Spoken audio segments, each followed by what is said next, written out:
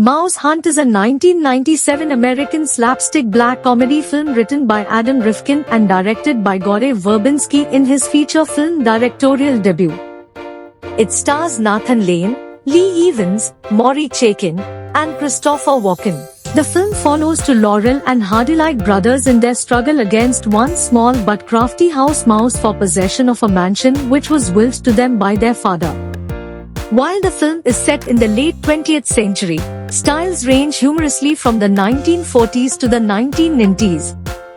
It was the first family film to be released by DreamWorks Pictures, who released it in the United States on 19 December 1997, to mixed reviews, but was a commercial success. This was one of William Hickey's final roles before he died, and the film was dedicated in memory of him.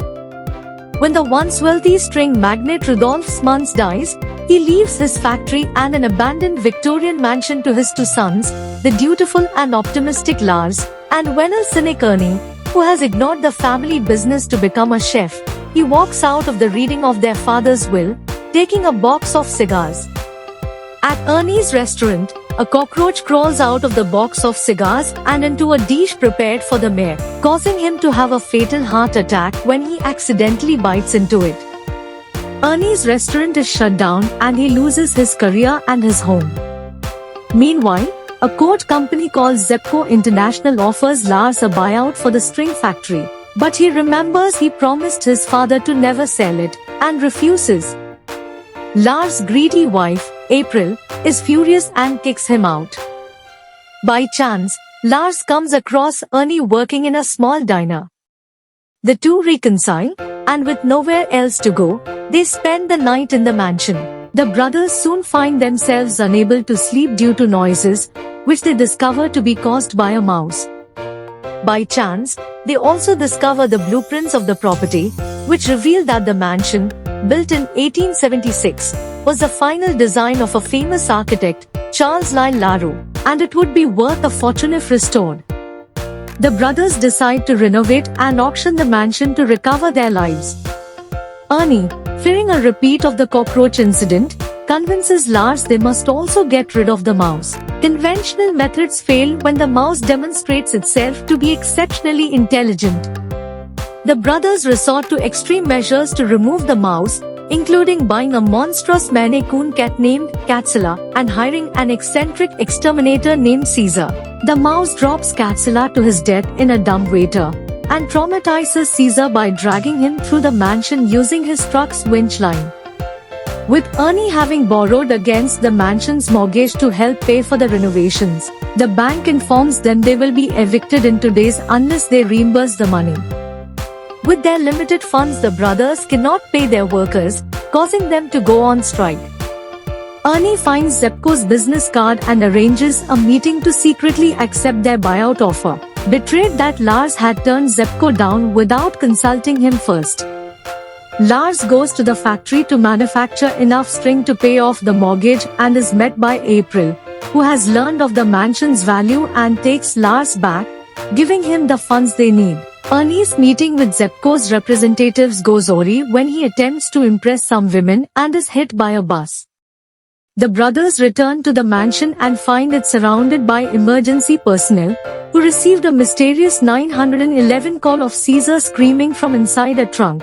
The brothers chase the mouse with a shotgun and accidentally ignite a bug bomb Caesar had dropped, blowing a massive hole in the floor.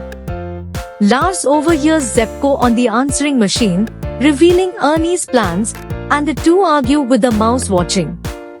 When Lars throws an orange at Ernie, he ducks and the mouse is struck and stunned, but is still alive.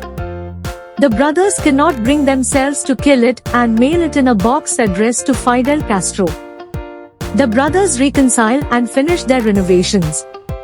The night of the auction, Lars discovers the postal box returned to the mansion due to insufficient stamps and a hole chewed in it, while Ernie sees the mouse on his podium as he speaks to the auctioneers. As the auction begins, the brothers attempt to flush the mouse out with a garden hose, filling an inner wall of the mansion with water until it bursts, washing the auctioneers out and causing the mansion to collapse. April leaves with a wealthy bidder and the brothers are left with nothing. but take solace that the mouse was surely killed in the collapse. The brothers spend the night in the factory, unaware the mouse has survived and followed them.